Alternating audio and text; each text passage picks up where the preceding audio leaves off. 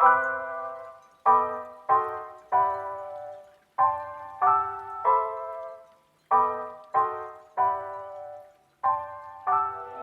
right. Well, everybody, I want to welcome you to the first broadcast, or the first podcast, I guess, of 2023 of or this golf season, 2023 of What Else Is New, the Tim Graves podcast, right? Yeah, my guys, I can thank my guys for naming that, because they wanted to. Every time I come talk to them and I'm saying what's new, what else is new, I give them a call twice a week and say, hey, what's new? So that's what they wanted to do. I wanted to call what's up or whatever, but it's okay, what else is new? So anyway, I guess when I say that, I guess I'm not hearing enough. So I'm like, is there nothing new? Is there nothing new? No, Tim, you're known for this. Yeah. And oh, by the way, I have my brother here, Todd Graves, with me today. So that's who you're here. You're known for this. Yeah, I'm known for this stuff.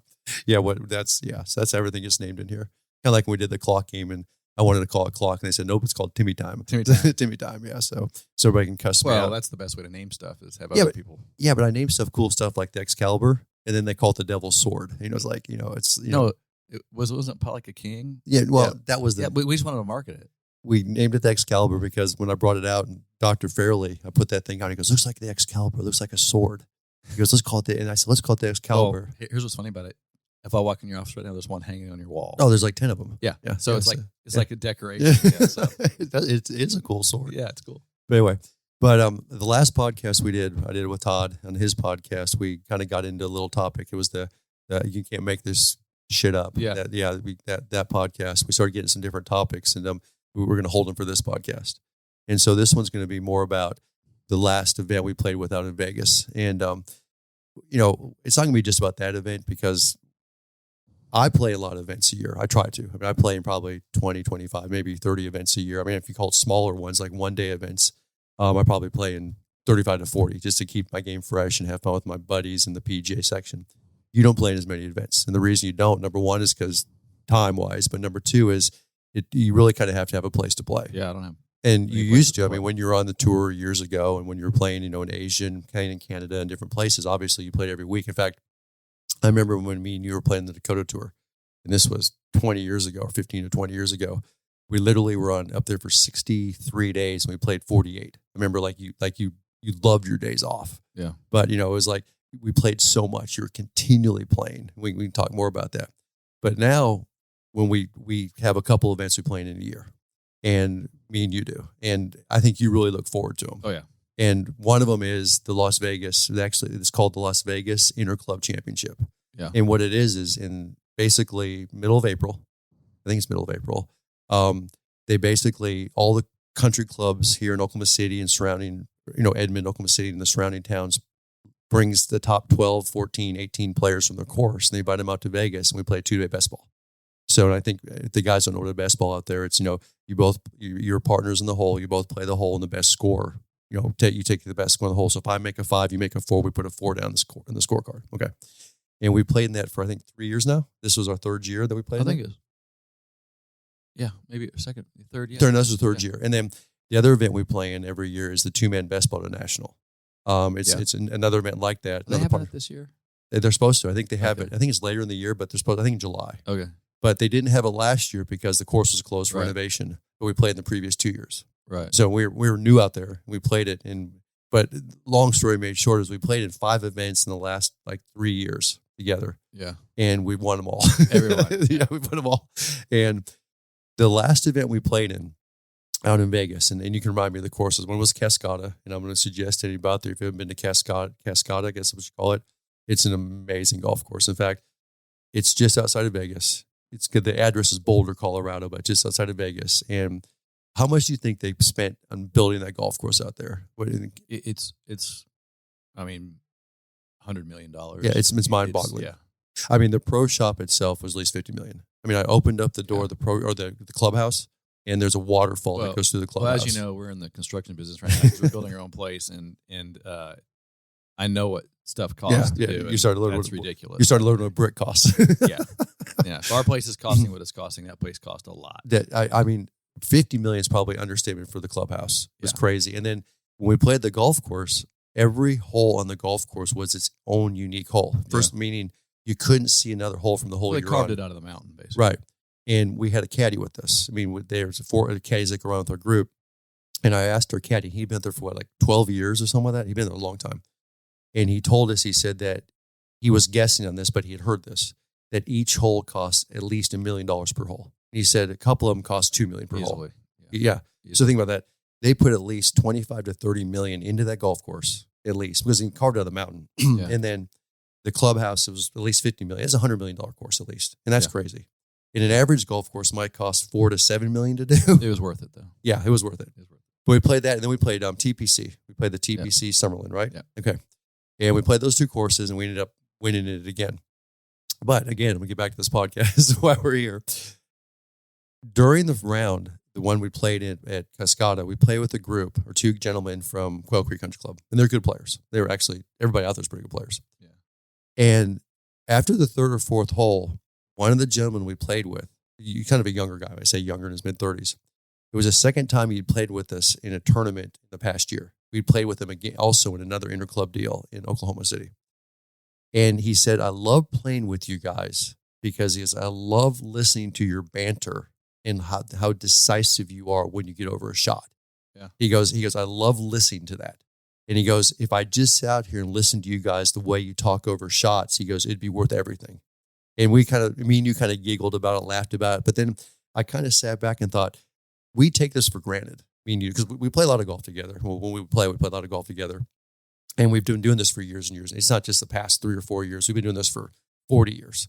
I mean, we've won a lot of stuff together. And in fact, when we used to play in the Oklahoma City amateur stuff, we kind of go undefeated in that. We played match play stuff that we go 6 days in a row. We never lose. Yeah. And the guy said that it was more than just banter between two players. It was like banter between two brothers. Mm-hmm. And he said he loved to hear this. And I wanted to talk about that in the podcast today because it really gets in depth about, and hopefully it helps the guys and gals out there that we teach about the way they can kind of put this in their head, and the way they can kind of think through their shots and so on. So if you had to describe right now, if I said, describe the banter that me and you go through on overshots in a golf course. We're out there and we're getting in the tournament. Yeah. We're in the middle of competition. We're playing. Describe it. Well, we could simulate that because it's kind of like this. It's like, let's say you're hitting the shot, right? Mm-hmm. It's your shot. And so the ball sitting in the fairway, and I would say, what do you got? Mm-hmm. And he'd say, I don't know. I go, let me get that yardage for you. So I'd probably, grab yardage for you. So I'm like, okay, you got 163 flag, 148 front. Right. And then, maybe 10 off the back or something. And so you're like, I go, but you got a little wind hitting you, and so I'd say, what are you thinking? And you're like, I don't know. And I'd say, you'd say, well, 6 or 7 or, 8 or 7 or 8. I'd be like, I'd probably go with the 7. Go with 7, just knock it down and say, all right, got it. Right. So yeah, that's what I was thinking. So it's kind of like this, gather the information. What do you feel like you got to get there? And then I might say one final comment, like, just make sure you get up to the front, get it over the front all the way there because there's a slope or something. You got it. But probably the most important part about that banter is that it's like, hit that shot. Like, no doubt. You gotta get the person that's hitting the shot. Like, my goal would be to say, that's the shot. There's times when I've given you the club that I'm like, that's not the right club. Right. I've done that with you, but I'm like, that's probably not the right club. But I didn't want to give you doubt. So let's talk for a second here. Before we get into like execute the shot, let's back up a half step because I think a lot of this has to do with knowing each other's strengths and weaknesses in the game. Yeah. 100%. It's like knowing your own strengths and weaknesses. Because I think when a lot of golfers get out there is they don't know, number one, I don't think they know their own strengths and weaknesses in their game. Number two is they want to go out there and be heroes, meaning they have a weakness, but then when they get in the golf course, they'll sit there and tell themselves, oh, I'll be better than that today. In other words, they'll sit there and say, I'll get away with it today. I'll tell you what I mean by that. Because, and I'm going to let you go at me too here in a second, because but like for you, let's go like around the green. Let's say you're on the green right now and you have a putt. Let's say I'm out of the hole or I'm made bogey or made par. You have a birdie, but whatever. You can beat me on this hole so we could take your score. Well, let's say I'm out of the hole and you're 15 or 20 feet above the hole, downhill slope. And these greens were brutal out of Cascata. I mean, they're some of the toughest greens I've played. For slope. And I know that one of your weaknesses, and I'm not going to say this isn't a bad thing, but just it's not the strength of your game, is leg putting. It's because you don't do it a lot. You You don't practice putting a lot. You just don't have the time to do it. And you don't play in a lot of tournaments. So every time you get over a long putt, I'm constantly sitting there saying, I'm telling you about speed. And you know this. You're laughing right now. You're like, be careful of speed. Watch the speed, because there's been so many times you'll be, he's cracking up. You'll be 20 feet above a hole and you ram it 15 feet by. And I'm like, are you kidding me? It's like, that was the biggest leg putt in the face of the earth. Yeah. You just ran 15 feet by. Am I right? Yeah. And I'm like, I'm out of the hole, Todd. It's like, leg this up here. We'll run with par. We're good. It's so funny because you'll be like, it's fast. Yeah. Like, it's fast. Make sure you know it's fast. Right. No, that's what I'm saying. I'll be over my putt going, he's just a chicken shit.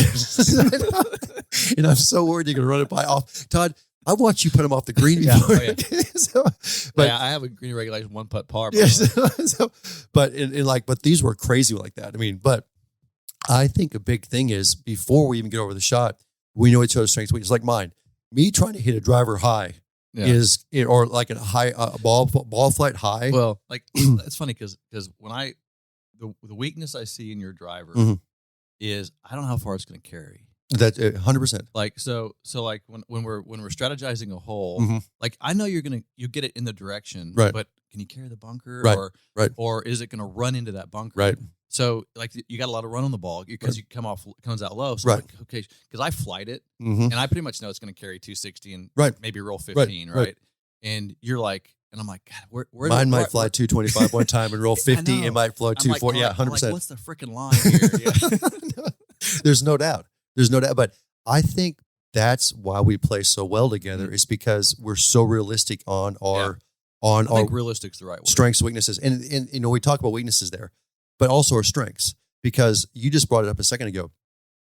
We get like we played 2 years ago. We played out on the course. We played up at the South Lakes, or it was TPC, Lake Las Vegas, the South Shore. And how windy do you think it was that first day? Yeah, it was most one I've ever played in. They said it was blowing 40 and 60 gusts. Yeah, it was at least 50. In fact, constantly. A third of the field didn't finish. They quit because you're hitting over canyons. They couldn't get over them. Yeah. I mean, or they fell in them. Yeah. It was crazy. I remember one hole, it was 225 carry over the canyon, and we were hitting to the wind, and you looked at me and said, there'll be a lot of guys that won't get over this canyon. They can't finish this hole. Yeah, I aimed that shot 50 yards left to the green. Yeah. But we know I can hit a really hard, low penetrating ball flight. And you know how that reacts in distance compared to your ball flight. Meaning, like, let's say we go over top of a shot and we're hitting a 40-mile-an-hour wind. And you know if I hit a 7-iron and my ball flight, it's going to be a 6 or 5 for you because your ball flight the wind's going to suck it up, and vice versa. Yeah. And it's like same thing going downwind. We know that so well between us. So we understand our game so well because of the different, again, I call it strengths and weaknesses of what we can do. Because there's been many, many times where we've had a shot and we've been like into a hard wind, and it's a hard shot. And I sit up over it in my mind as I get over it. You're like, it's like 160 yards and I'm hitting a 7-iron, into like a hard wind. And I'm going, man, this is going to be a tough shot. And you look at me like, yeah, it's not a big deal for you. You got the shot. This is what you do all the time. And you'll look at me and say that to me. You're like, this is like your normal shot. Yeah. Like, what's the big deal here? I just hit it solid. Yeah, it's your normal shot. Solid, yeah. Yeah, and I've done that. There's been 100 times. And this is the biggest thing for me. And I know because I play in other tournaments with other partners in my PGA event. I mean, obviously, since you have to be 2 PGA players, I play with them. And the biggest thing for me, and this is huge, it's massive, is you're 90% off the tee hitting the fairway. And very, very, very seldom do you hit one out of play off the tee. In fact, out of the last probably 5 or 6 tournaments we played, I can maybe think of once or twice that you hit out of play. And the reason I can think of it is because it freaked me out because you did it. But where you're out of play off the tee, you're in play. And so that's why you always lead on the tee. Yeah. And even times where, okay, we've made a couple pars in a row and all of a sudden things are, the wheels haven't come off, or we're not making our birdies, we're kind of getting behind. A lot of teams will start flipping it. Like you go first, you go first. We never do it. We've had where we've made 7 or 8 pars in a row and we've never flipped it because you're so consistent off the tee and it just eases me up. I mean, you're going to be in the fairway, around the fairway every single time. And that's massive. And we get that constant from the guys when you hear the banter. Yeah. So, and it's the other thing.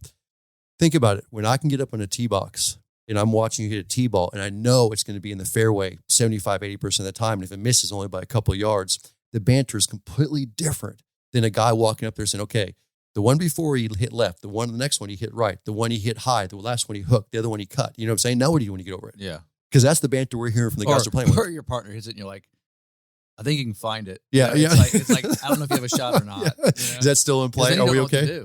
There's nothing worse in the best ball than the partner to look at you and say, "Good luck, Podsy. Maybe I should I'm out. lay it up. I'm out. I'm out. Good luck." Yeah. You know what I'm saying? Yeah. So, but it's that's the biggest thing. And so the thing that we have is knowing strengths and weaknesses. Yeah. And I think if we're talking to our guys and gals out there, I think number one is you've got to play to your strengths and weaknesses. And that's a massive thing that we do, knowing each other. And so we're always talking to each other about that. You agree with that? I think your strategy too. Like, I think a lot of, we have a strategy when we play, because we've played so much together that we go in there with a strategy. Just like you said, mm-hmm. I go off the tee first, right. I get one in play, and then let you take a risk or take a gamble. Where we screw up a lot of times is when the first guy hits a bad shot in a par 3 or something. Right.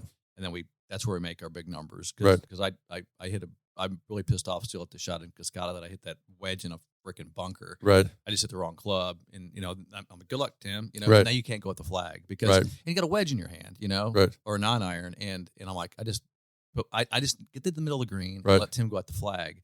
So it's strategy. And you got to think strategy, because that was the only shot I was pissed off at myself for, because I'm like, I was first golf. Right. And I tried to underclub to sneak it into the flag because it was really close to the front. Right. And I underclubbed and went in the bunker. And like that, I was like, it wasn't that I was mad at went in the bunker. I was mad because I didn't give you a chance to go at the flag. Right. And but it's strategy. It's like, that was a bad strategy. Well, here's a perfect example of that. And here we give you a good strategy here, because I'll tell you the part that made me, the one shot I remember in the story was the first round. And it was at the TPC Summerlin. Was it? I mean, TPC course. It was at par 5. Yeah, the one I hit in the water? Yeah, it is. I'm still pissed off at that hole. 16. Or was it 16? It was 16. Okay, so basically what it is, it's a par 5 that's probably 530, 540 from where we're playing it from. Still mad about this. You go uphill in the drive. It's a blind tee shot to the second shot. And then you go downhill, and there's a lake all the way in front of the water. In fact, it's a big pond. It's the biggest pond on the golf course. Yeah. And we both hit really good drives. In fact, I hit a hard drive on that one. I got to the top of the hill and got over top of the hill. You were probably 20 yards behind me. We both hit really good drives. I think you had 220 or 230 into the flag. I know I had 180 or 1 into the flag. It was all carryover water, or no, 185. And you got up over it and you said you were borderline, should I go for it? Should I lay up? Okay. And it was a railroad tie green on the front. So if you hit the green at the fairway wood anyway, because you had wood in your hand, or hybrid, maybe the hybrid or wood, I said it was going to hit the green, probably skip over the back anyway, because it was a little downhill and it was hard to hold. That'd been fine. Yeah. And you asked me though, should I lay up or should I go for it? And I don't remember if I didn't want to sit there and say lay up, but I was thinking in my mind, probably lay up, because it was a tough shot. Okay. And the pin was tucked to the right side of the green, just over top of the water. And you got up over it, and I don't know how we hit the shot, but I remember right as you hit it, you said, not good. I hit it to the right. Yeah. And it waters to the right. Right. So it just went right in the water. Right. Yeah. I just hit a bad shot. Right. And I mean, you better yanking it there. Right. But I just a pole hook would have been okay. Yeah. Yeah. But you hit at the flag, it floated a little to the right, went in the water. Okay.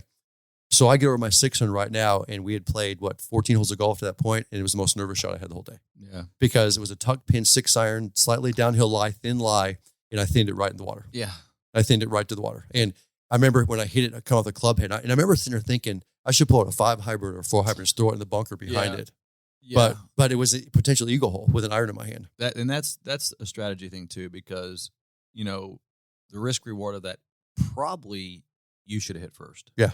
Probably 100% first, because me going for, you want to go for it there because I can get there, right?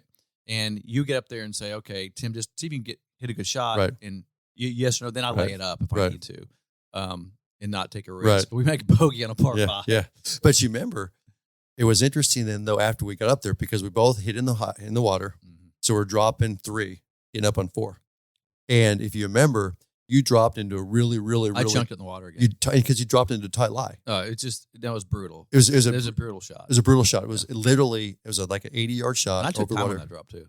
But you dropped in a tight lie, and then I'm watching where you dropped it, and I walked up and dropped in the first cut. I dropped in the first cut of rough. Because that's right. That was smart. Yeah. Because I was like, I'm not going to go get that tight lie again and chunk it back. Again, it comes down to just being smart and strategy. Yeah. Yep. Because I know a weakness is the last thing you want to do is drop in a tight lie with all carryover water, potentially chunking this thing. I mean, it's a brutal shot.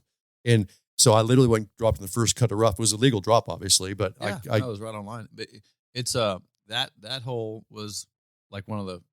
There's always holes like this. Like we've never played a tournament and not had like. Oh yeah. Oh my God, that one hole. You know, like we've never had like that's a perfect round. So if you were going to play that hole again, so let's say from where we hit them. Yeah, so we did exactly the same thing. How would you change it? What would you have done?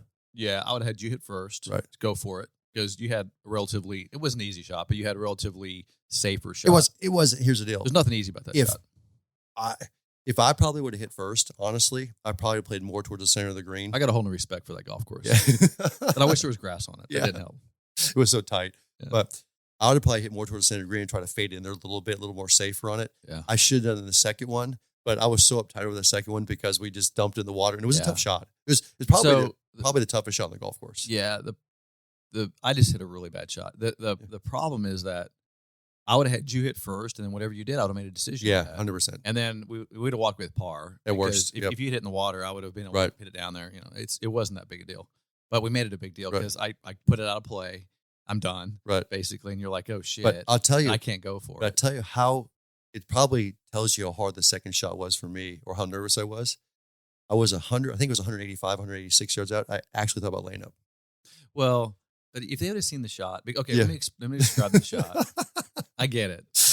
The pin was kind of front right. Right, yeah. And so there's no room. No room. So you're going to hit it past the hole. And you were on downhill slope a little bit. You're on the downslope. Right. It's coming downhill. Right. I think the wind was right to left. Little left to right, because I could try to fade in there. It's a little left to right. That's why mine went right. Yeah. So it's going left. Yeah, so that makes it harder. It's going left to right towards the water. Yep. And then there's just kind of some bunkers behind the green, but you're kind of dead behind the green too. Yep. But you're better off there. If you're in the bunker, though, you get a bunker shot going towards water. Yeah. Yeah. So I got no respect for that hole. But but in the practice round, I hit driver 500 over the back of the green. Yeah. In that little spot between the bunkers, got easy up and down. Yeah. So it's one of those, it's not that hard of a hole, but you can screw it up. Yeah. And we did. Well, we were rolling. I mean, we're a few under par. We weren't playing great that day. It wasn't one of those. The hole that frustrated me the most was when I hit that 9-iron or wedge on 18 out of the water. If you hit it left, I'll hit the green. You hit it left to the flag, it's in the water. Yeah. And I didn't know that. If I'd have freaking known that, I would never hit it left to that damn flag. Yeah. It spun back in the water. And it hit on the green, then spun in the water. And I'm like, never hit left to the flag here. Yeah. I was like, damn it. But that was just not having course knowledge, basically. So we know the strengths and weaknesses of our game, okay, in each other's games. And we really talk to each other a lot out there, meaning like I'm always sitting there saying, okay, in the back of my head, I know, okay, these are his strengths, these are his weaknesses. Like, for example, if you had a shot that you had a shot and you came to me and said, I'm going to hit a flop shot here, or I can try to chunk this in the front of the green, you know what I'm saying, and bounce it up there, I'm probably going to tell you to hit the flop shot because you're a little bit stronger in the flop shot. You know what I'm saying? So you're better hitting the flop shots or the pitch shots. You're banging it into the front of the green and bouncing it up it's not as strong as, in my mind, your flop shot. I'm exactly the opposite of that. So I think because we talk about this all the time, there's 100 times we've played in scrambles where I'm banging it short of the green and bouncing it up, and you're hitting a flop shot in there because it's your strength versus my strength. You know what I'm saying? And we're happy with that. That's what we do. But we know we play to that. But what I want to talk about, the next thing is I want to talk about the banter we have when we go over top of golf shots, because that's really what those guys were talking about. Yeah. And, and it's interesting because I remember like the one, and the perfect one was there's two we can talk about on that par 3 tee box.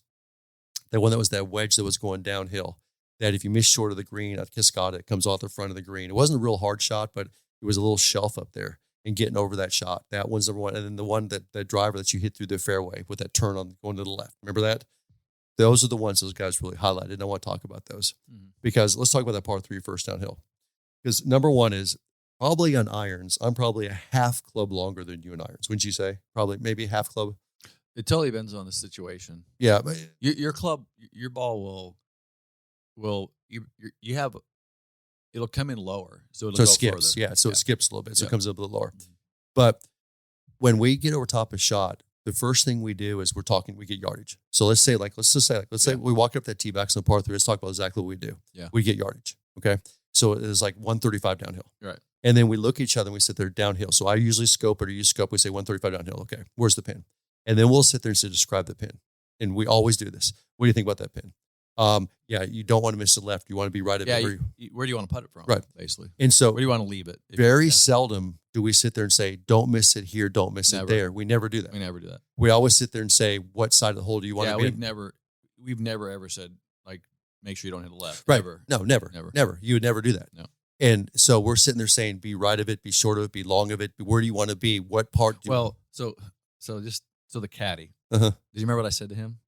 So, because he was kind of a chatterbox Right. at first, and he's like overeducating us about Right. the hole. Right. Oh, over here on the left is this, and over here on the right is Right, that, right. and over here on this. And we get up on 2, and I'm like, just tell me where the fuck to hit it. Remember what I said? Oh, yeah, I remember that. Because I said, Yep. tell me where the F to hit it. Right. Because I'm like, I don't give a shit about Right. anything else. Right. Just tell me where to hit it. He goes, okay. Right. And then I go, where do we go? And he goes, 266 Right. right edge bunker. Great. Remember when he said that? After you said that, he goes, oh, it's one of those groups. He was like excited. Yeah. Because it wasn't like, there's rocks on the left, there's one on the right, be careful of this, be careful of that. He's like, just line it up at this and hit it here. So just a quick story, because I talked to Roberto after the tournament. He played Mexico Open. Mm-hmm. And, I was watching him play shot by shot on the PGA Tour app. So Right. he's hitting all irons left. Like everybody's going left. So I called him after the round. I'm like, you're hitting your irons like shit. And he goes, Todd, you want to play out here? You got to hit it where you're looking. And I'm like, you got it. Yep. Hit it where you're looking, Yep. man. And so that's it. I go, tell me where to look. Like Right. tell me where to look. Don't, Right. because if you start looking everywhere, like if you're sitting there and go, well, bunker left is over here, don't hit it there. Right. Bunker right side. Yep. You're like, oh my God, just tell me where I have to hit it. I'm going to give everybody here a quick story here. You're literally going to dip your head down and you're going to die in the story, because it's one of some of the alumni have heard the story, especially in our AAI schools and our mental game schools. But this is when we were playing the Dakota Tour, and I had the previous week. I'm going to kind of lead into the story because it makes more sense. But the previous week, I had won up there at the Red Mike event, the 2-day event. And I was playing good. I actually, during that part of the Dakota Tour, I was playing really good and felt like I had chances to win the events and so on. I mean, I was peaking at the time. And you didn't play up at Red Mike, but you met me at the North Dakota Open. And North Dakota Open plays at Fargo Country Club. It's a top 50 course in the country. It's an incredibly hard golf course. They play open qualifiers. It's a great golf course. And when you play in those majors, it was one of the majors. Basically, a major in a Dakota Tour event is you play 3 or 4 days, depending on the event. There's 8 of them. And the first 2 days, you play with amateur partners. This is how they forward the events. So, like, Todd was playing with 3 or 4 amateurs. I was playing with 3 or 4 amateurs. And those amateurs play a scramble or best ball, depending which event it is. And then the pro plays his own ball. Well, that score of the pro score counts towards his tournament. Now, if for the pro-am, if you happen to beat your amateurs in the hole, they get to count the score also. Right. But most time it doesn't happen.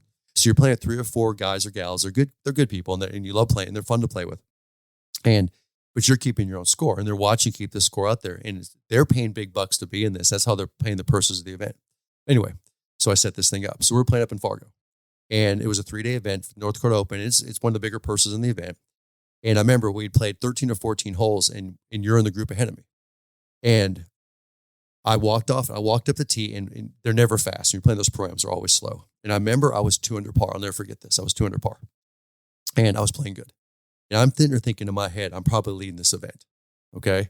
I'm sitting there thinking, okay, it's one of those deals. I mean, if I just play good coming in, play good next couple of days, this is going to be a big tournament for me. I remember this. And I remember walking up the tee box with you, and I didn't really know how you were playing. And you've been playing average at the time up to that event. It wasn't like your peak or whatever. And I walked up to the tee box because we're waiting. And I said, "How are you playing?" And it's, no. You showed me fingers. Like, fingers you're down. walking down the fairway and you put 2 fingers down. But you didn't respond to me, because I remember this, because I thought that was kind of weird, because I did 2 fingers down like I'm 2 under, and I walked up and you didn't respond to me. And I walked up to the next tee box, and it's always when you're talking to other players, especially even your brother, whatever, you're nervous to say, "How you playing?" In fact, you never ask that. Yeah. You walk up there, but I remember walking up to you because I remember it was kind of weird. Like, you didn't respond to me. And I said, "How are you playing?" And you said, "I'm 5 under." Or 6 under. It was like 5 or 6 under. Yeah, I put 2 hands. 6. Yeah, you're crushing me. I mean, and I was like, holy crap. I was like, this is crazy. I was like, because I remember I thinking 2 under, I'm leading the field. That's how hard this course is. He was playing hard, and also we're going to play in a pro-am, and also, I mean, this is a really hard golf course. Extra hard. Yeah. And I was like, and you're 6 under. And I'm like, I said, good Lord. I said, he just pars in. He's going to be leading the field by 4 or 5 going into tomorrow. I mean, this is crazy. And I also remember thinking to myself, man, I got to play even better to even keep up with him. Okay. So you step on that par 4, and I'm sitting behind watching this, and you remember this. And you get up over the tee ball, and the guys you get. Well, it's a dogleg right. Dogleg right. Cut the corner. Right. Right's not a big deal, really, Yep. but you got to hit it on the right side. Everything left is water. Okay, but it's a blind shot. It's a blind shot. You can't see the water. You can't see the water. So you just go to the right-hand side. But it's not a hard tee. Aim the right side and cut the corner. Right. It's not a big deal. And you got up over the tee ball. You went through your pre-shot routine, got up over it. And as you start to pull the club back, and we're all watching this, one of your amateur partners goes, hey, Todd, stop, wait. He goes, don't forget about the water on the left. Yeah. And he wasn't being a jerk. He wasn't being, He was being an amateur. He's being an amateur. But he was trying to be a nice guy for you not to forget about the water on the left. Yeah, he was trying to do something, do me a favor. Right. He's a member of the golf course. He plays it every day probably, or at least weekly. He thinks you've never played it before. We played it 100 times. So here's what goes on in your head, because I remember what my thought process is. But by the way, I hit it in the water. Yeah, no, you pulled it right in the water. I remember it's just like, Todd, there was a 99 out of 100 chances going in the water. Yeah. So what goes on in your head is, so you're setting over the shot. You know exactly where to hit it. You know, I mean, I got my line. But as I'm sitting there about to pull the trigger, I'm like, does the water come in further than I'm thinking? Yep. Is there something I don't know about that he just told me about? Should I maybe aim this further to the right? Right. You know, so all this doubt starts creeping in. Like, 100%. why did he say that to me? Right. The whole time, as opposed to like, shut the F up. I know where to hit it. Right. Right. And so pick your line, go. It's so hard to get back into your thing. And then you make this really weird swing because you're trying to hold it off or something, and you just snap hook it. Right. You know? And that's the problem with doubt.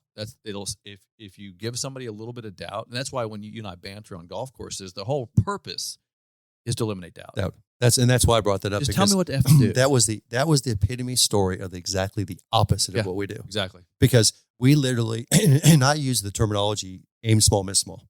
Yeah. We literally I would rather sit there and you say, see that leaf on that tree that's sitting there 300 yards out? There's times I've said, yeah, that's it. And I walked away going, I don't think that was it. Yeah. But I'm like, I didn't know what else to say because you're about to commit, and I'd rather have you commit to something than go, I don't know, that's it. Good luck. You know? So I'm like, yeah, hit the eight. And I'm like, God, if he hits it good, it's going over the back. Because let's talk about this, because then let's talk about that hole that it was bringing up on the golf course at Cascata. I think it was number 15. It was 14 or 15. We were probably 6 or 7 under at that time. We were playing pretty good. And we walked up in that hole, and it was a par 4 dogleg left. And the hole played, I think on the card, like 440. But the caddy told us that it doesn't play as long because it runs downhill right to left. Remember, there's bunkers on the right. Is this one of the finishing holes? Yeah, well, it was like one of our finish holes, like third or fourth to finish hole. Yeah. And we got up on the tee, and we had the tee box. And you could pull it over the cliff on the left-hand side, and you could possibly get within 100 yards of the green. Yeah. Okay? But if you hit it straight through the fairway, you could hit through the fairway, and you probably have 160, 170 in. Remember that? Okay. And we picked the line straight ahead, not cutting left, because the caddy said, he made a comment to us. He goes, I don't know if you guys can go to the left edge. You know, it's a pretty good carry. Okay. And you got up over your tee ball, and I remember looking. No, you hit driver. I did. And I got up over it, and as I looked at I shot this, because I looked at it, and I shot it again as you got up over it, and I realized it was only 250 to the end of the fairway. Oh, shit. And I went, oh, crap, he's going to probably hit it through it. I didn't stop you. And because I was like, okay, if I stop him right now, this whole thing can go chaotic, because we had already picked the corner. We had picked the spot. If you remember this, and you hit a perfect drive and went through the fairway. It was okay. I mean, it was in the first quarter. It was in the rough. Yeah, it was through it, yeah. But it was in the rough. If you had pulled it left or threw it a little bit, you'd been 100, because the guys we play with were 100 like yards out. Right, we had 160, 170. I hit it right through it. We picked the wrong line.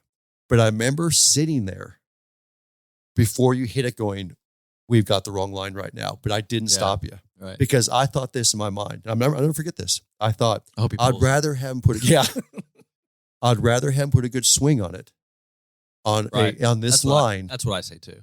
Then, because it just been in the rough. So what? It's not like you're going to hit the crap. No, because it was a safe line. Yeah. It was like it was made to the junk. It was a very safe line. Yeah. You could hit 300 and couldn't gotten the stuff, but it was going to give you an extra 50 yards in the green. Right. And I remember thinking, I'd rather have him do that line than to back him off. I think we made birdie. I think we did make birdie. Yeah. But then to back you off and all of a sudden put doubt in your mind going, okay, is that the right line? Is that not? Is that the right line? Because when you get over a shot like we do, there's no doubt you go. Yeah. The second you back off. So the thing about certainty, like having certainty before you hit a shot is just a key moment. It's everything. It's everything. You notice how good I putted in that round? You put it unbelievable. Yeah. You know why? Because you're caddy. He was my caddy. Yeah. Because he gave me certainty on the line. Because here's the deal. You know why? Because he's been there for 12 years. He caddied the course every day. And after the first 2 greens, because I remember the first putt you got over, he gave you a line. Yeah. Okay. Now, we'll tell the guys right now, you birdied the first 4 holes. Yeah. And 2 of them, you made long putts. Yeah. Okay. I mean, like 40 footers, which was really rare. Yeah. So, okay. Hitting a close and you making birdies not rare. I'll tell you what Tim said. So the third hole, was it the third par 5 or second hole? Made a long, the third hole. Third hole. The par 5. So I had it hit in the bunker in my approach. Mm-hmm. I hack it out of the bunker and it catches the slope of the green, like rolls back to the front. I'm Yep. like, what in the hell just happened? So I have like this 40 footer or longer right to lefter. Right. My caddy shows me the line and I hole it. And Tim from the back of the ring goes, where the hell was this when I was caddying for you on tour? That's what he says. I hear him say it. He goes, where the hell was this when I was caddying for you on tour? But what it was, which was interesting, because what it came down to is all of us in our group, me, you, the two guys we played with, had never played this course. Or if they had, maybe once. These greens were crazy. Yep. I mean, in fact, I've talked to some of my section players, guys that play in that Pro-Am out there every year. The PGA section will go out every year and play out in Vegas, and that's one of the courses in the rotation. They play 6 different courses. And the first thing they say is those greens are nuts. They don't say how beautiful the clubhouse is. The first 4 are really nuts. They don't say how beautiful the clubhouse is. They don't say how beautiful the course is. They go, the greens are nuts. Yeah. Okay. Well, on the first green, you had like a 15 or 20 foot putt. You had a really good shot in there. And you came to me. I remember this. It was hole number 2 because we started on 2. And you came to me and I said, knocked it a couple inches on 2 when we started. I tapped it in. And then the next hole. Yeah. And you said, give me a line. And I gave you a line. And then you got the caddy. And the caddy goes, I think this is your spot. And you looked at the caddy and I went, okay. And you trusted the caddy and you made it. And then we start talking to the caddy. And the caddy goes, yeah, I've been out here for 12 years. I caddy once or twice a day, every single day. This is how I make my money. And so all of a sudden, we're gaining what? 100% confidence. He knows these greens. Oh, yeah. But you know what he said to me? Did you hear what he said, how he read the greens? By memory. By memory, by him being out there so much. So he didn't read the greens. He goes, I memorized these greens, and I'm like, holy shit. But that's the whole thing about Augusta National. That's why they used to take local caddies out there, and the guys would win at the Augusta National. I thought that was huge for me. Mm-hmm. There was 2 things he did for me on reading greens. Number 1, he did it by memory. So, because what you see is not what's happening. Right. That's hard to imagine, because that's why I putt like shit most of the time, is because I can't see the line. Right. Now, the more I play, the better I get. Right. I don't play enough. Right. So now I play 5 times a year in tournaments. Right. I'm not going to be a good green reader. Right. You play a lot, so you see a lot, so you read them better than me. That's number 1. But number 2 is he went by percentage. He went by percent. He goes, where's the front door and what percentage do you hit it? Not percentage, sorry, yard line. He didn't do percentage. He went by yard line. So in other words, 70-yard line, here's the front door, and this is your line. That helped me more than anything. But let's talk about that for a second, because let's just go into what he meant by front door. Because we talk about this, and I talk about this in my instruction, and I talk about the entrance to the hole. Yeah. And that is a massive deal. And basically what he's saying, it'd be much easier to picture here, but we can do some podcast. What it is let's say you're putting at a hole straight down, and it was, the door would be at 12 o'clock. Or right where you're going straight in. Straight. Okay. It's right in front of you. So let's say you have a little right to left break. Okay, and let's say you have about a 1% slope right to left break. Your front door is basically at 1 or 2 o'clock. Mm-hmm. Okay, so it's like it comes in 1 or 2 o'clock. These greens, the door sometimes are at 3 o'clock or 4 o'clock. I mean, so he come up there and literally you'd almost come in sideways these holes because there's so much break. Yeah. Well, so he literally say, here's the front door, and he come point at it. And he wouldn't touch the green. It was legal. And he walked, this is your front door. Well, all of a sudden you realize, oh my God, to come in that much break into here, that's going to be coming in sideways at the hole. The other thing it did for you is saying, I got to keep it above the front door. Right. Because you got to get the entrance into the hole. Because if it goes left of the front door, it's never going to. It was a great thought process. In fact, the 2 guys in our group, there's a couple holes, and you're laughing at this. There's a couple holes he didn't tell us that, and the one guy goes, "Where the hell's the front door?" He looked at me, and goes, "Where the hell's the front door?" Well, it was funny because by the end of the round, we were winning. Oh, we're winning by a lot. Yeah. So I was helping them read their putts because I was having so much fun trying to figure out these greens. Right. And we were like, I think we were like 7 or 8 or 9 under, and those guys were like 2 or 3, and they were playing good. Yeah. But it was funny because he kind of gave up helping them at the end because we were playing so well. Yeah. And the one guy at that one hole, he had like a 10-foot birdie putt. He goes, "Where the hell's the front door?" So, but that's a big deal. But that's also, think about it. If you say front door, that's more the decision making, more being decisive. Certainty. It's certainty. I know that my best golf comes from when I play with certainty. 100%. It just, where do you hit it? We play at Oak Tree National, right? You better have certainty on every shot you put there. That course, that's why I think that course, the tour players like to play it, because it is a course of certainty. Yeah. Like first of all, you can't get away with much. Like you hit a bad shot, you're like, oh my God, just make a bogey, right? If I'm lucky. But if you can get up on every tee out there and hit a shot on your certain line, you'll play pretty well out there because you don't. It takes the risk out. Well, you describe Oak Tree National this way. It's 2 ways to describe it. We talk about this all the time. I asked you one day. I said, tell me an easy shot Oaktree National. Mm-hmm. And you sat there for like a minute and you go, there isn't one. There isn't one. I said, tell me an easy shot. You tried to think of a tee ball, a second shot, any shot in the green. You said there wasn't. Okay. Then I said, there's no such thing as a bogey in this golf course. You're either making par or double. Or worse. Yeah. There's bogey is out of play out here because when you make a mistake on that golf course, so if you don't make a mistake, you make par on the hole. So you hit good. If you make a mistake, it's double or worse. It's there's nothing in between. Yeah. I remember when we talked about that. You said there's no bogeys out here. You said it's par or double or worse. Yeah. There's no bogeys in the golf course. Which is why it's really hard to shoot really low scores because because there's not a lot of birdies out there. Well, you may make 2 or 3 birdies round, play a really good round, and all of a sudden you make 2 doubles. Yeah. So it's because there's just no bogeys in play. Yeah. The only way I've seen bogeys out there is 3 putts. You know what I'm saying? So David Lynn would play the other day and it was raining. We needed rain, right? Mm-hmm. And so we were all bitching about the greens being so hard and the course being so hard. Right. Well, it rained for 2 days. Right. So I called him after his round. I'm like, hey, how was the course? He's like, still hard as rock. Well, I talked to Victor Hovland the other day out there. He was hitting range balls. And I got in between him and one of his friends. So that's the reason I talked to him because I was in his way. And I said him 2 things. I said, congratulations the way you play. And I said, it's just time. I said, it's just time until you start winning. And he started laughing a little bit.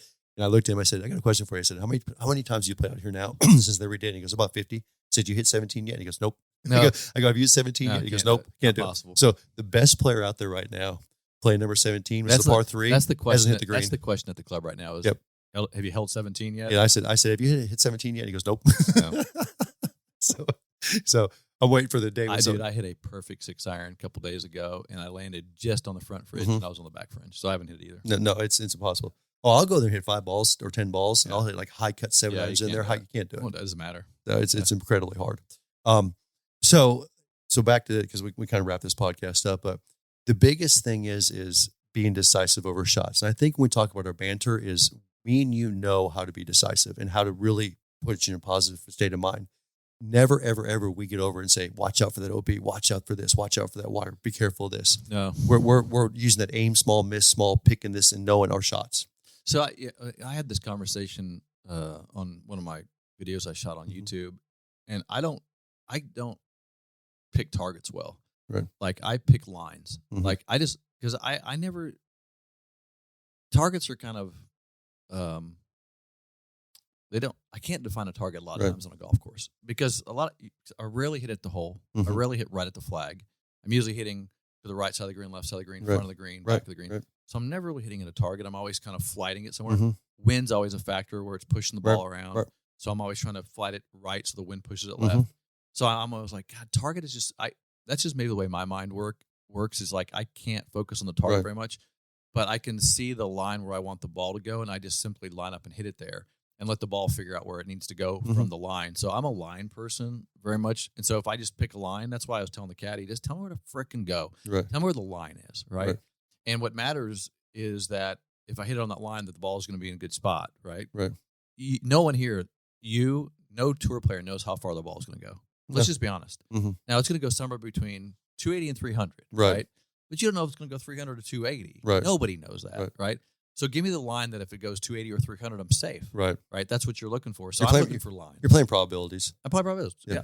100%. Because if I said, Tim, you carry the ball 260 or 265, and the bunker is 259. And that's the other thing, though, that's why I say I was going to wrap it up on this today, is I think if you came to me and said, you guys, so if somebody came and goes, it's crazy how many times you guys will go win together. Crazy how many times you go win together. And, we win a lot together, okay? And they said, why is that? I'd say there's 2 reasons. I say number 1 is because you're so accurate off the tee that it eases the stress up the second player. And when I go play with the other groups, I watch that first guy hitting the crap all the time. And so there's stress the second guy. It's brutal. Right, okay? So that's number 1. I think that's it. And when I'm going to play with my other partners, I play in PGA section events, I don't get the same feeling. That's number 1, okay? Here's the second one, though. When we go play with other guys in these tournaments, they take so many risks that are just stupid. It's stupid. Exactly. I mean, and me and you'll sit there and they may have the tee box and they're hitting shots where like, are they kidding me? Are you kidding me? They're putting triple into play. They're putting double into play. They're in bogeys into play. Me and you don't take risks. They play golf like it's a sprint. Yeah. You and I play like it's a marathon. Like we got lots of holes. Just get it in play. We play so that, because there's nothing better than to have 2 good chances at a birdie on a hole, right? So, but it doesn't mean both of you have to knock it in there a foot. Right. It's like just 2 chances. I need 2 rolls at it. So if I have a 20-footer, you're like, great, and you have a 15-footer. There's nothing better than having par in your pocket and having your 15-foot birdie behind you. Where you can take a run at it. Right. Yeah. Right. So the goal is not go make a bunch of birdies. The goal is don't get out of play. Keep it in play. So get a par and let your partner, one of you guys, whoever the partner is, have a run at it. Because that's the biggest thing I was going to say, because if you added up our scores at the end of the round, okay, like for this last one, you played really good at Cascata, so you probably shot 3 or 4 under, whatever it was. I shot 6. Yeah, 6 under. Okay, you played well. Wait, I shot 60. Yeah. What was par? 71, 72, I think. Yeah, I shot 6. Yeah, and I think I shot like 2 or 3 under. But if we'd have both turned individual cards in there that day, we'd have played well. Okay, those guys we played with, one of them wouldn't have finished, right? Because he's trying to cut corners, he's trying to hit this. And how many times was his partner in play and he knocked himself out of play? So how many times was his partner going, oh shit? Yeah, well, no, per example, and he can't see. Here's the thing: he can't play his game, right? Because what happens is it's like, okay, now I can't hit the shot that I'm comfortable with. I've got to play a shot that I don't want to play, and you end up kind of chasing your tail. Because how many times have you hit one right down the middle of the fairway? When I turned towards you, Todd said, "I'm just going to give this some extra. I'm going to cut that corner now." I would never do that. No, I'm going to play my game. Play your game. That's it. That's the key. Right. That's the key, because it's like people think that because it's a best ball tournament that like once you're play, I'm going to go for it. It's not. No, it's not. It's like both players need to be playing their game to give 2 good shots. And it's amazing how many times I've said this to the guys I've taught. I've said, you guys will go out there and play as a partner in best ball, and you guys might go shoot 1 under, okay, or 2 under. And if you guys went and played individually and then matched your cards up at the end of the round, you'd shoot 5 better. You know what I'm saying? Because they take these risks that they shouldn't be taking. Whereas if they're playing by themselves, they wouldn't do that. You see them getting here. But that's the way they play. That's not the way best ball's set up. Best ball is to go out there and play your own game and then match and then give yourself the most par and birdie chances you can out there. Yeah. That's the way it's going. And that's what it plays. So when we're bantering, we're eliminating the risks. Yeah. And that's what that guys are hearing. We're eliminating the risks in the hole. Yeah, we're just playing we're playing each other's games. Like I probably wouldn't let you take risks. No, you wouldn't. We're saying no, I wouldn't do that. That's why I'm saying, that's why when you get those putts, I'm always like going, it's fast. Because I can be 5 feet above the hole putting for birdie. Okay. And you're 20 feet above the hole putting for birdie, and you ram it 15 feet by, it doesn't give me a chance. Right. And so all of a sudden I'm going, just get it close. Now, I'm out for par. Yeah, go do all you want. Right. But I'm like, get it close, lag it. I mean, because I'm like, give me a par so I can try to, because my whole mindset changes if you're out of the hole. What about like on this podcast as we wrap this up? What if we assigned people this? Pretend you have a partner. Mm-hmm. Like go out there with yourself and pretend there's 2 of you. One is your partner, one is you. You're hitting the shots, and your partner is helping you. Like he's your caddy. I mean, that's why I talk about this all the time. Yeah. I write about it, about being your own best caddy. What would your caddy tell you? Yeah. Have a caddy that you have to make money today. So if you miss the cut today, right, you're not making money. He's about getting your lowest possible score, not taking chances. Right. Just because you can't if you have to make a couple doubles, you're out. So be your own best friend. I need a life caddy. Slapping shit out of my hand that I don't want to eat. Yeah. That's hot. That's not a good decision. You need to rethink that one. Yeah. So I think that's what this comes down to, is that when those guys hear the banter, they're hearing us being very decisive, knowing each other's game, strengths and weaknesses, and then really taking the risks out of play, because we're not out there taking these huge risks, because that's the differences I see when I play with these guys. And, it's like that round we played at the TPC. That one guy, he was taking every risk possible out there. I mean, and he got away with a couple, but most of them he didn't. He's cutting corners. He's hitting over ponds. He's hitting and stuff. And he was on a play a third of the holes. It's a big problem I see with I was talking to Tom yesterday at Oak Tree, and we were talking about, I go, Tom, because Tom played in the tour for many years. And he was a good player. Yeah, and we're talking about many of the difference between players today and players yesterday. He goes, and he said something really interesting. He said, Todd, look, he goes, and I say, when he says we played, he was older than me, but we kind of played at the same time. But the equipment was the same that you played, that Tom played. So we're playing blotto balls and wooden-headed clubs. Right. And he goes, Todd, here's the problem. He goes, the harder you swung at a golf ball back then, the more crooked it went. Oh, 100%. Because the ball spun more. Oh, yeah. So he goes, we never thought about swing harder. We thought about control the ball with a good swing. So we were building good swings to control the ball. Right. And, and worry about the spin. So he goes, our it wasn't like, how far can we hit it out there? He goes, now the equipment's helped the guy swing harder. Yeah. And he goes, so the big difference today is now the ball won't go crooked. Right. So everybody's swinging hard. And so when you and I get in these tournaments and we play with these younger guys, and they're swinging hard, I actually have I want to wear a watch and go, I'll give him 7 holes before he's out of play. Yeah. Right. Because they swing hard at it and they'll hit some shots that are way out there and they're hitting you know, short irons into par 5s. And you're like, yeah, pretty good. Then they'll hit like 3 out of play. Oh, yeah. And now they're going, now what club do I hit? Right. You know, do I hit 3 iron off the tee? Right. And now they're back with us. Right. You know, 100%. And they're playing our game. 100%. But it just takes a couple, because what happens, they lose the certainty.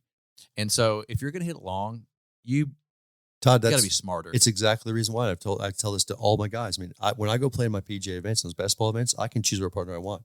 Now, I'm usually choosing the old guy. And I say old now, older than 57. I'm choosing 60 and 70. 7-year-old guy. You know why? They don't care about distance. They're keeping it in play. They got an incredible short game. They're going to give me 6, 7, 5, 4 birdies. Yeah, you're gonna have 2 chances at a good score every hole. Right. Yeah. Versus I take that young gun who goes out there and all of a sudden 2 holes in a row is out of play. He's out of play half your rounds. And you're a nervous wreck. Because those are the funnest rounds I played with you. Is like we'll be getting beat by a group. You know, we 5 holes into it and they're hitting it, bombing it out there and making some birdies, and we'll be 2 or 3 down. And we get to 15 and those guys are hitting it everywhere. Yep. Then they're both out of play. Yep. Yeah, it's really funny. Shannon Friday and I, Shannon used to work with us. Shannon's a dear friend of mine. And Shannon Friday and I went out and played in a best ball event at PGA Deal at the National. It's kind of, and there was 2 young guns. And they wanted to tip it. 7,700 yards, we're going to tip it. And Steve Kimmel, the head pro, was out there. And I remember seeing it again in the first tee with them. And we said, where do you want to play it from? Well, 99% of people are going to play it up because, of course, it's so hard. And these 2 young guys like, no, we're going to tee it from the back because we know you guys can't hit it this far. And that's what they're thinking in their head. We're going to outgun you guys in this golf course. Well, Shannon and I teed up back there with them. We said, okay, you want to play from 77? Here you go. And we just, literally a couple of par 4s we couldn't get home. There's a couple of par 4s. You know which one we couldn't get home. And we're just playing literally Mutt and Jeff golf down the middle, up around the green, get up and down. Yeah. And as we come across 9, Steve comes out and goes, how's your match going? And we had him 7 down. Okay. And Steve looked at me and he goes, we'll see you in here for lunch in about 10 minutes. Okay. Exactly. And I looked at Shannon and we got done the run. We beat him. I think we beat him like 7-6. We beat him after 12. And these guys were long hitters. And they, and we got done. And I go, they don't understand this game. I said, they think they could out muscle us in this golf course. And this thing has nothing about muscle in this golf course. It was keeping the ball in play. It's a sad part of the game, actually, to me right now, because the game is such a great game when it isn't a bomb and gouge. I agree. It's just a different game. It is. It's sad. It's kind of sad to see sometimes, because it is all about distance right now, and the enjoyment of the game is strategy. Yep. And so you can't get home on a par 4. You got to strategize it. Exactly. Right. Exactly. And you got to have a good short game. So Absolutely. then you put some way heavily on your short game, and then you got to be a good putter and read greens. It's because that's what really gets us, because we talked about that par 5. They're both in the water. That's what frustrates us the most, is we didn't strategize it well. Yeah, that was my deal. It wasn't strategized well. I don't care I missed the shot. I don't care you missed the shot. I'm not beating you up. You're not beating me up because we missed shots, because we miss shots all the time out there. Shots are missed always. Yeah. They're missed. Okay, but the issue was poor strategy on the whole. Yeah, but I think coming back to the banter thing, I think our banter is supported by the strategy we have. It is 100%. So it comes down to, look, we strategize this a certain way, and we need to follow our strategy so that we have the highest percentage chance of both having a shot at making a good score. So it's all strategy comes down to it. But that's what this people need to hear is golf isn't about how far you can hit it. Right. Which, God, if I hear that one more damn time, but it's just like, okay, what's your strategy? Do you even have a short game? Can you get up and down? Tim, there's many times you'll hit shots and you're not even looking at the freaking green. Oh yeah. You're looking at Todd, no whatever. What shot I hit, I can't stop it on that green. I'd rather be front left. 100%. Get it up and down. Like, yeah, okay. And you 100%. just bump it up. And so I'm like I remember one time you hit a shot and I'm like, Tim, you got a wedge in your hand. Just give yourself a 10-footer. Don't try to do anything. Just give yourself a 10-footer. So knock it up there and give yourself a 10-footer. Because that's like I remember one time you're blocked out by a tree and you're like looking at it. And so the guys we would play with would be like, go over the tree or try to go around it or slice it up there. And I'm like, no. Bump it out there, hit it into a wedge, take your wedge, knock it to 10 feet, give yourself a 10-footer, because I know you're going to make 50% of those. Right. I know you're going to make 50% of your par putts from 10 feet. If I give you a wedge, you're going to be 50% 10 feet. Right. So I'm like, Tim, don't try this crazy shot and knock yourself out of play and then go, good luck, partner. Hit your up shot, knock your wedge up there, and then I'll try to go for a birdie. Right. And we do it every time. And we beat the shit out of these guys because they go for it, and all of a sudden they're both in the desert. Right. So, yeah, that's another good point. It's just playing to reduce the double bogeys. You can even take bogey out of the bag. Right. Because if I give you a wedge, If I give you a wedge in your hand, you're making par half the time with a wedge. If you know what I'm saying, not on for green regulation, but if you hit out a play and you chip it back into play, half the time, if I give you a wedge, you're going to make par. Yeah. And you're never going to make more than bogey. Nope. That's the biggest play. That's the biggest thing. Yep. Yeah. So that eliminating the risk, playing to your strengths, knowing each other, and then being positive over the shot, being very decisive. Yeah. That's the huge Certainty. thing. Certainty. Finding certainty. The key is finding certainty. And with us, and the reason why I think we do it so well is because we really push that hard when we're out there. So it's not just doing it to yourself; it's doing it to each other. Yeah, finding certainty. Yeah. And that's why, for me, like I'm not a big practice round guy. I practice rounds are important, but when we do play, all that matters to me is you tell me where to hit it, and I have certainty in that shot. The minute my worst drives, the only drives I ever hit badly, are when I stand over it and I'm like, I don't know where to hit this. Right. You know, I can't make a good swing at this. Right. I'm guessing, right? And I just find myself not making aggressive swings. But you say, Todd, there's your line, bang, I'll hit it. You know, so to me, to be a good driver of the golf ball, you absolutely have to have certainty. Right. You know, when I hit this ball on that line, it's going to come down and go into my window of 260 to 290, right? Right. So I've got to know that before I hit it. 100%. Not after I hit it. Right. Love it. Well, let's wrap today's podcast up. So I hope everybody enjoyed this. The first, I don't even know the name of it anymore, but so what's new? what's new podcast? But I want to thank you for joining me today, Todd. We'll talk a lot more. I mean, because when we get out there and we get in the golf courses and we talk about what's going on, we got 1,000 stories about us playing in the past. I mean, like the next podcast, we're going to talk about playing the Prairie Tour event and the story of playing the first, second, third rounds together. Yeah, we'll talk about that. So that's a great story. Good stories. Good times. So anyway, right. so thanks for having me. Yeah, thanks for joining us today, and we'll talk to you about that real soon.